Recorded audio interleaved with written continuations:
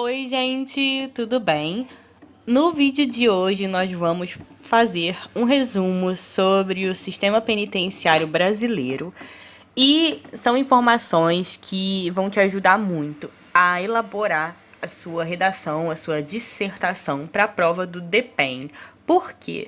O edital do DPEM, ele foi muito explícito nessa parte, ele já afirmou que a redação para a prova discursiva, né, vai ser sobre atualidades e atualidades que vai abordar sistema de justiça criminal, sistema prisional brasileiro, políticas públicas, de segurança pública, cidadania e o papel do sistema penitenciário nas políticas nacionais de segurança pública. Então, eu destrinchei aqui algumas informações que podem ser muito úteis para sua prova, para essa parte da dissertação. Espero que ajude vocês, tanto na parte de dados, quanto na parte de repertório cultural e possíveis soluções que você pode apresentar na prova, caso eles peçam como uma conclusão da sua redação. Então, vamos lá. Primeira informação que eu quero passar para vocês é que todos os dados que estão nessa apresentação foram tirados de fontes oficiais, ou seja, não é fake news e eu não estou inventando nada na minha cabeça, tá? Aqui trabalhamos com responsabilidade. E aqui nós vamos ter dados do Infopen, que é o Sistema de Informações Penitenciárias do DPEM. Nós vamos ter dados da PNAD, do IBGE, do CNJ e do Atlas da Violência, que o Atlas da Violência, inclusive, eu sugiro que vocês olhem, não só para quem vai estudar para o DPEM, mas que vai elaborar vai estar pensando em estudar a redação para as polícias civis, Polícia Federal e etc, tá bom? Antes da gente falar sobre o sistema penitenciário brasileiro em si, é importante que a gente relembre alguns tópicos relacionados à violência no Brasil, que de certa forma tem a ver com o nosso sistema penitenciário. De acordo com o Atlas da Violência, em 2016 nós tivemos em torno de 62 mil homicídios no Brasil. E essa é uma taxa 300% superior a toda a Europa unida, todos os países da Europa juntos. Lembrando também que dentro desses homicídios, né, que é em torno de 62 mil, 70,5% dos homicídios foram contra negros.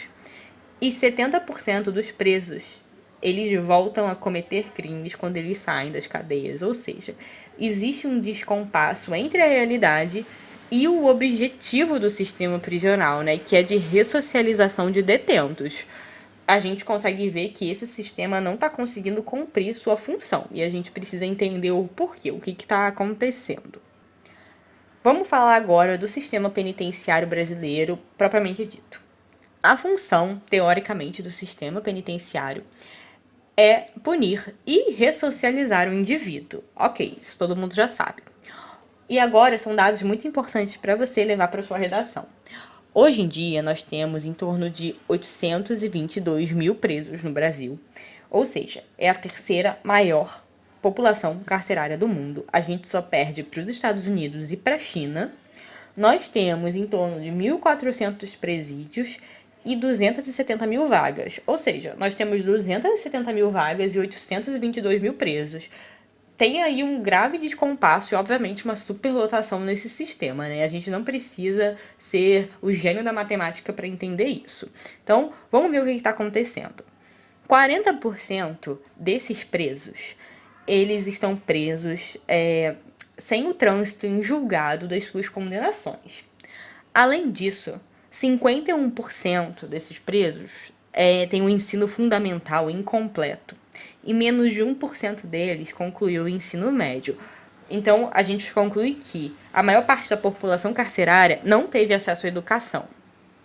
Esse já é um entendimento que a gente precisa internalizar e a gente precisa compreender muito bem que existe sim essa relação entre educação e violência e, consequentemente, prisões no Brasil. E a gente precisa entender isso. Outra questão também muito importante, um dado muito importante, é que a maior parte da população carcerária é negra, 64% da população é negra, e com menos de 34 anos. E 70% dos crimes cometidos pelos presos têm relação com crimes contra o patrimônio ou tráfico de drogas. Então, a gente tem um recorte muito claro da população carcerária. Existe um recorte de classe e um recorte racial específico. É o negro, pobre, jovem e semi-analfabeto. Vamos falar agora sobre a questão dos presídios, que são os problemas que nós verificamos nos presídios brasileiros. Obviamente, o primeiro de todos é a superlotação.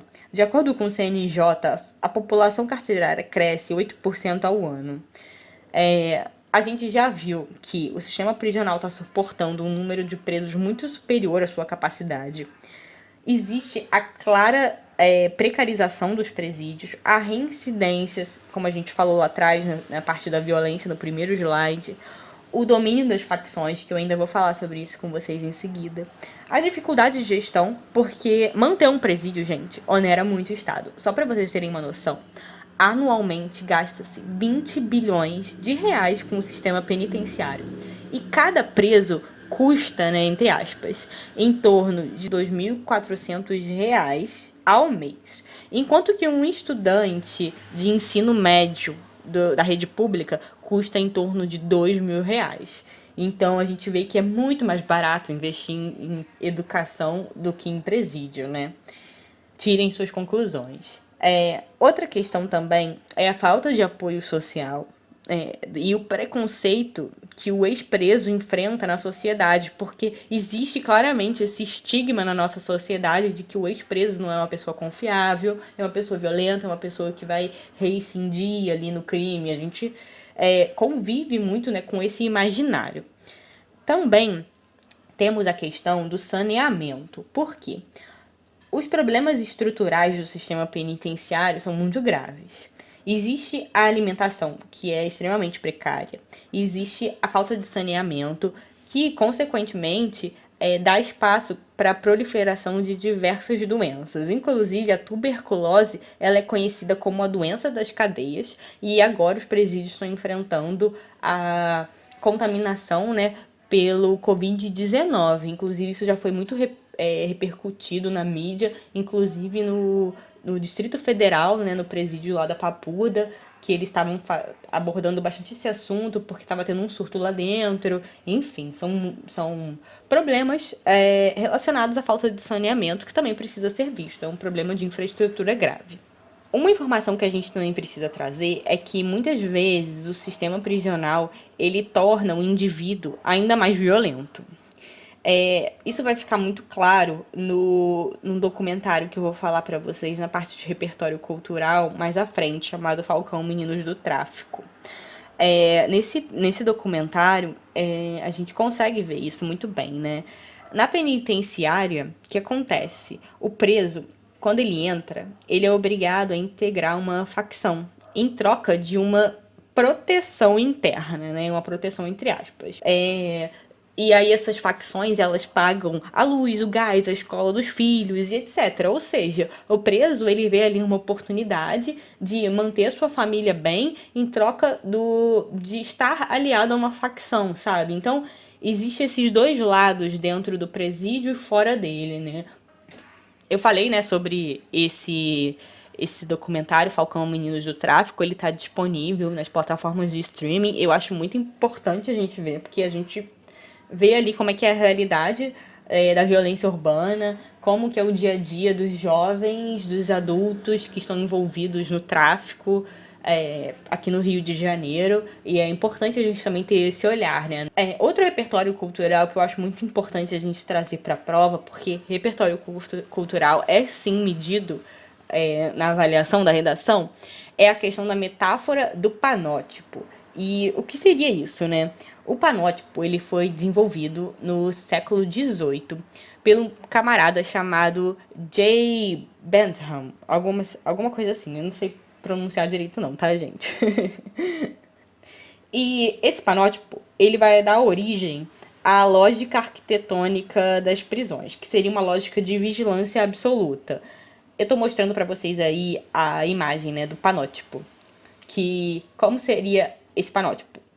a prisão, todas as celas estão ali em volta desse panótipo, e ali no meio estão os seguranças que ficam fazendo a observação e a vigilância desse presídio. Só que, por questões estruturais, os presos não conseguem ver quem tá lá dentro e não conseguem saber se eles estão sendo observados ou não. E aí, de acordo, né, com o autor, isso seria uma vantagem porque o preso ele não ia saber se ele está sendo observado e ele adotaria um comportamento desejado pelo vigilante, né? Um comportamento menos revoltado, mais calmo, etc. Que seria mais fácil de controlar. Inclusive, essa metáfora do panótipo ela foi utilizada também pelo Foucault no livro Vigiar e Punir. Então, se você já fez direito ou se você já é formado em qualquer curso de humanas, você com certeza já leu Foucault e sabe que ele tratou desse assunto em Vigiar e Punir. Inclusive, Vigiar e Punir é um livro importante para a gente citar na redação, porque ele fala sobre a transformação da lógica punitiva, né, ao longo do tempo na sociedade. Que antes a gente tinha o exemplo de punição em praça pública. Se você fizesse algo, cometesse um crime, algo contra o Estado, você era punido em praça pública para ter de exemplo do que não fazer. Hoje, há uma lógica que deveria ser a ressocialização, que é uma ideia que foi construída após a Revolução Francesa e que o Foucault aborda também nesse livro, Vigiar e Punir. Outro pensador, né, outro filósofo importante que falou sobre o panótipo foi o Deleuze, só que ele fala sobre a relação entre panótipo e sociedade de controle, que também tem tudo a ver com as prisões.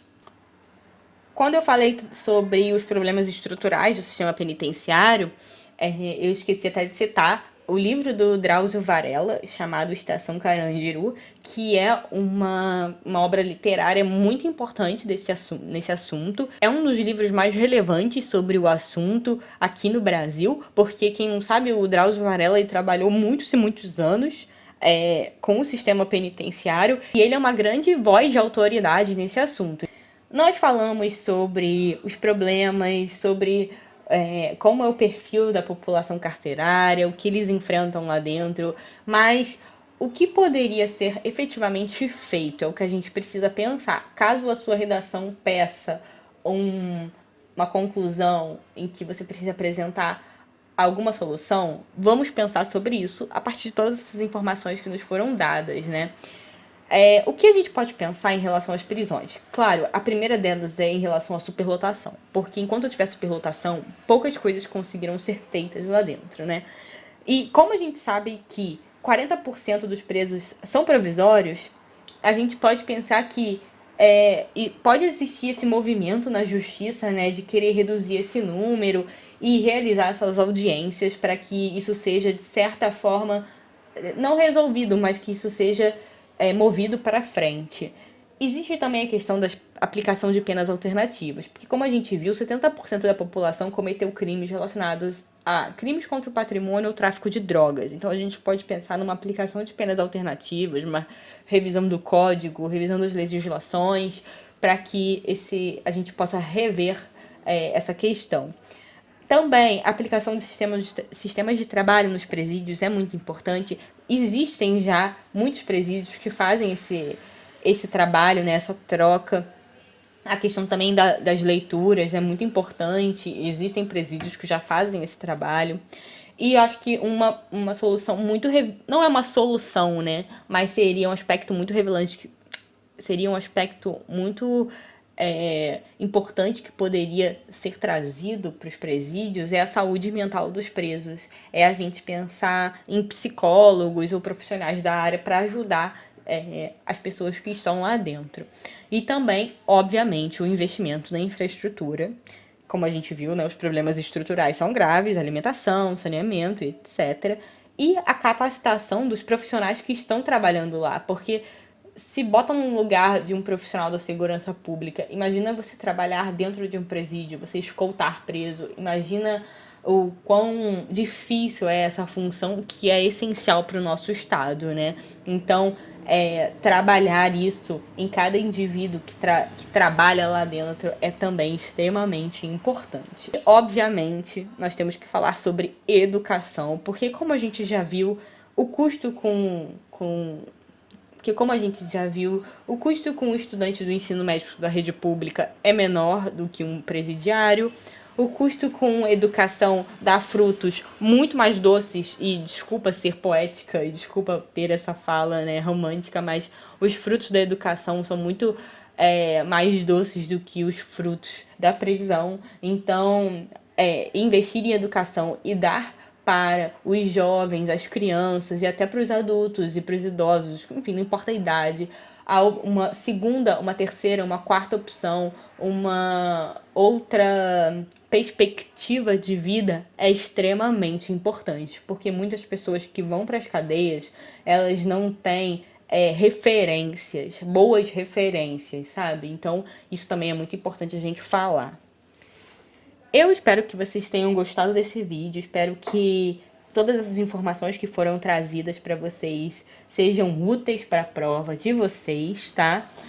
Bons estudos, boa prova, e a gente se fala não só aqui no canal, mas lá no Instagram. O meu Instagram, para quem quiser, é @mabordesm. Fiquem à vontade para me mandar mensagens. Fiquem com Deus e até o próximo vídeo.